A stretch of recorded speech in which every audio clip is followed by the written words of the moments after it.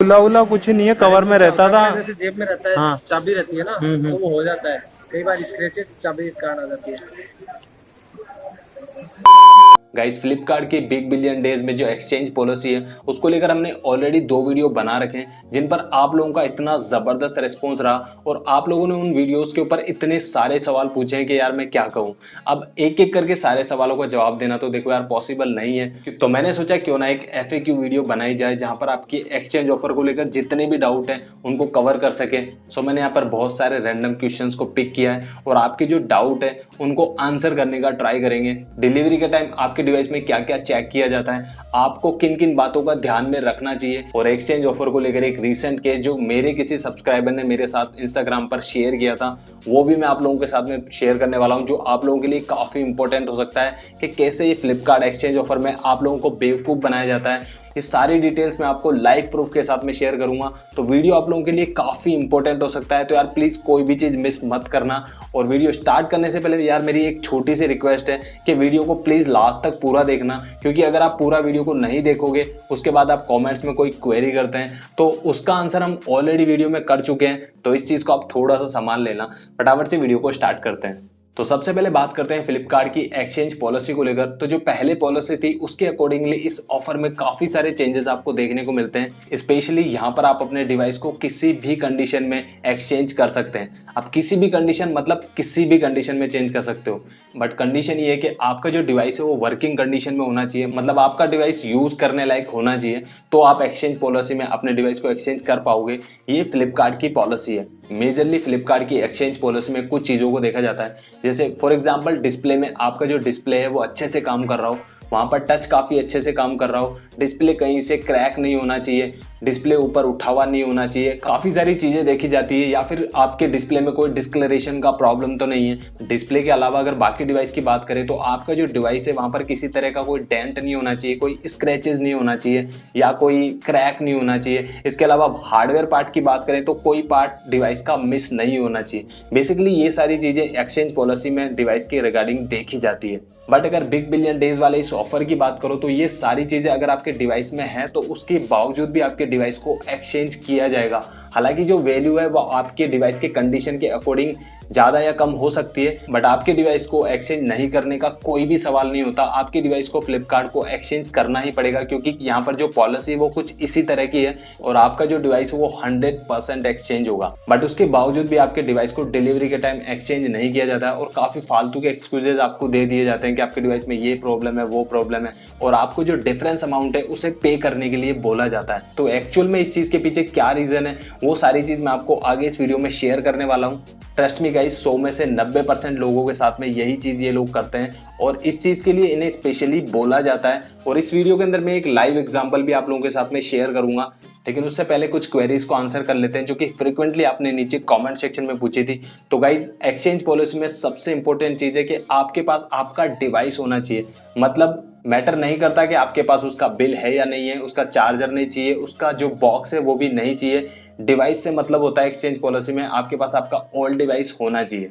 Second thing, जो condition मैंने आप लोगों को बताए हैं, अगर ऐसा कुछ आपके डिवाइस में है फिर भी आपका डिवाइस एक्सचेंज होगा, वहां पर आपके डिवाइस को एक्सचेंज नहीं करने का कोई भी सवाल नहीं होता। फॉर एग्जांपल अगर आपके डिवाइस का पीछे से कलर उड़ चुका है और या फिर आपका डिस्प्ले काम नहीं कर रहा है या फिर अच्छे से टच काम नहीं कर रहा है, कहीं पे ब्रेक हो गया है या बॉडी में कोई डेंट हो गया है, तो ये सारी कंडीशंस इस ऑफर में अलाउ है और आप इसे एक्सचेंज करने के लिए बिल्कुल लाइबल है। क्योंकि इस पॉलिसी में एनी कंडीशन का मतलब यही है कि आपके डिवाइस में अगर कोई इश्यू होता है उसके बावजूद भी डिवाइस चेंज होगा ही होगा, लेकिन उसके बावजूद भी ये लोग अपनी हरकतों से बाज नहीं आते हैं। और एक लाइव एग्जांपल के थ्रू ये चीज मैं आप लोगों के साथ में क्लियर करता हूं।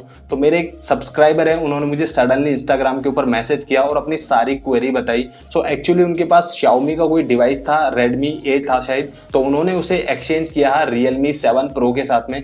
सो स्क्रीन पर आप ये डिवाइस देख सकते हो, जो डिस्प्ले है वो डेफिनेटली यहाँ पर थोड़ा सा ब्रेक है, और जैसा कि कंडीशन है कि एनी कंडीशन में यहाँ पर डिवाइस एक्सचेंज हो जाएगा, तो इन्होंने अपने डिवाइस को एक्सचेंज किया। इन्होंने इस बेसिस पे किया कि इनको एटलीस्ट मिनिमम वैल्यू तो मिल जाएगा डिवाइस को चेक करने के बाद। लेकिन जब इनको डिवाइस डिलीवर किया गया तो इनको फालतू के एक्सक्यूजेस दिए गए और इनको रीजन ये दिया गया कि आपका जो डिवाइस का डिस्प्ले है वो बाहर आया हुआ है, काफी मुड़ा हुआ है, काफी बैंड हुआ है, काफी सारे फालतू के रीजन दिए और फाइनली इनका जो डिवाइस है उसे एक्सचेंज नहीं किया।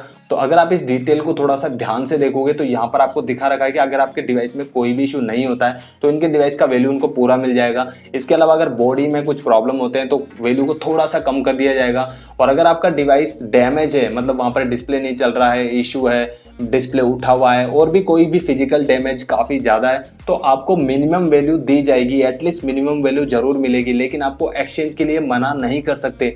बट इनके डिवाइस को एक्सचेंज नहीं किया गया और फाइनली इनको सिर्फ डिफरेंस अमाउंट पे करने के लिए बोला गया। तो ये चीज़ इनके साथ में हुई जो इन्होंने मुझे शेयर करी और मुझे लगा कि ये चीज़ डेफिनेटली मुझे आप लोगों के साथ में शेयर करनी चाहिए, तो फिर मैं ये वीडियो बना रहा हूँ। क्योंकि एटलीस्ट आपको पता होना चाहिए कि फ्लिपकार्ट की जो पॉलिसी वो क्या है और आपको कितना एक्सचेंज वैल्यू मिलेगा, आपको क्या करना चाहिए क्या नहीं करना चाहिए। क्योंकि गाइज आपके डिवाइस को आपसे ज़्यादा कोई नहीं जानता। ये जो डिलीवरी एजेंट होते हैं ये बेसिकली एक नॉर्मल बंदे होते हैं और काफ़ी कम पढ़े लिखे होते हैं। तो सिर्फ इनको 1 से 2 घंटे की ट्रेनिंग दी जाती है जिनमें इनको बेसिकली बताया जाता है कि आपको कस्टमर के घर जाकर उनका डिस्प्ले चेक करना है, डिस्प्ले अच्छे से काम कर रहा हो, कोई डेंट नहीं होना चाहिए, कोई स्क्रैचेस नहीं होना चाहिए। तो ये पहले वाली पॉलिसी में देखा जाता था और इनको डिवाइस को इतना अच्छे से चेक करना नहीं आता है। फॉर एग्जाम्पल अगर आपके डिवाइस का माइक खराब है या आप कॉलिंग में प्रॉब्लम होता है या फिर आपके डिवाइस में कुछ इंटरनल सॉफ्टवेयर का प्रॉब्लम है तो ये चीज़ यहाँ पर चेक नहीं की जाती है। सिर्फ ये 2 या 3 चीज़ देखते हैं और उसके बेसिस पे अपनी वैल्यू को जो है डिसाइड करते हैं। लेकिन अभी एनी कंडीशन लगने का मतलब है कि आपको डिवाइस को लेना ही है। और सबसे इंपॉर्टेंट कि स्पेशली इन लोगों को इस तरह का इंस्ट्रक्शन दिया हुआ होता है कि अगर आपने कस्टमर से डिवाइस लिया और एक्सचेंज करने के बाद आप जब उसे ई कार्ड ऑफिस में सबमिट करवाते हो और वहाँ पर उस डिवाइस में कोई भी प्रॉब्लम, अगर वहाँ पर जो मैनेजमेंट होता है उनको कोई प्रॉब्लम समझ में आती है तो वो लोग इनकी सैलरी से वो अमाउंट डिडक्ट करते हैं और जस्ट बिकॉज ऑफ कि उनके अकाउंट से सैलरी कट जाएगी अगर वो गलत डिवाइस लेके जाएंगे। और इसी बेसिस पर वो लोग हमें ये बोलते हैं ये डिवाइस में ये प्रॉब्लम है वो प्रॉब्लम है, क्योंकि वो किसी भी तरह का रिस्क नहीं लेना चाहते। और ये लास्ट ईयर मेरे साथ भी हुआ है। उस बंदे ने डायरेक्टली मुझे बोला था कि मेरी जो है सैलरी वो कट जाएगी अगर मैंने इसे बिना चेक किए ठीक से ले लिया। हालांकि मेरे डिवाइस में कोई भी प्रॉब्लम नहीं था बट उसने वो नहीं लिया और उसके बाद मुझे कैश अमाउंट ही पे करना पड़ा। सो गाइस देखो, अगर आपके डिवाइस में कोई भी प्रॉब्लम नहीं है तो डेफिनेटली आप उसे चेंज करवा सकते हो, नो इशू। आपके डिवाइस में इन केस काफी सारे प्रॉब्लम है तो भी आपका डिवाइस चेंज होगा तो ये चीज आपको ध्यान में रखनी चाहिए कि एक्सचेंज वैल्यू आपको डेफिनेटली मिलेगी, हालांकि कम मिल जाएगी लेकिन एक्सचेंज होगा ही होगा। इसके अलावा अगर आपके डिवाइस में कोई इंटरनल प्रॉब्लम है, सॉफ्टवेयर प्रॉब्लम है, माइक नहीं चल रहा है, कॉलिंग में प्रॉब्लम है, कैमरा में इमेजेस साफ नहीं आ रहे हैं या फिर आपका चार्जर नहीं चल रहा है तो आप उन्हें मत बताओ कि आपके डिवाइस में ये इंटरनल प्रॉब्लम है, क्योंकि वो चेक नहीं करेंगे और डायरेक्टली आपका डिवाइस एक्सचेंज हो जाएगा। तो ये सिर्फ मैं आपको एक पर्सनली सलाह दे रहा हूँ। इसके अलावा ये वीडियो बनाने का मोटो सिर्फ इतना है कि एक्सचेंज ऑफर का जो पॉलिसी वो आपको एटलीस्ट पता होना चाहिए। तो आई होप इस वीडियो के थ्रू आपके कुछ डाउट क्लियर हो चुके होंगे। और स्टिल अगर आपको किसी भी तरह की कोई भी क्वेरी है तो आप मुझे मेरे इंस्टाग्राम आईडी के ऊपर पिंग कर सकते हो, मैं डेफिनेटली आपको वहां पर आंसर करूंगा। मुझे पता है वीडियो काफी लंबा हो चुका है, अगर अभी भी आप इस वीडियो में बने हुए तो यार प्लीज वीडियो को लाइक कर देना और अपने फैमिली मेंबर के साथ में इस वीडियो को शेयर कर दीजिए। कोई चीज़ मैंने यहाँ पर मिस कर दी है तो आप नीचे कमेंट सेक्शन में पूछ सकते हो या फिर आप मुझे इंस्टाग्राम पे पूछ सकते हो। सो फिलहाल के लिए इस वीडियो में बस इतना ही। मेरे इस वीडियो को देखने के लिए आपका बहुत बहुत धन्यवाद। I see you guys in the next video.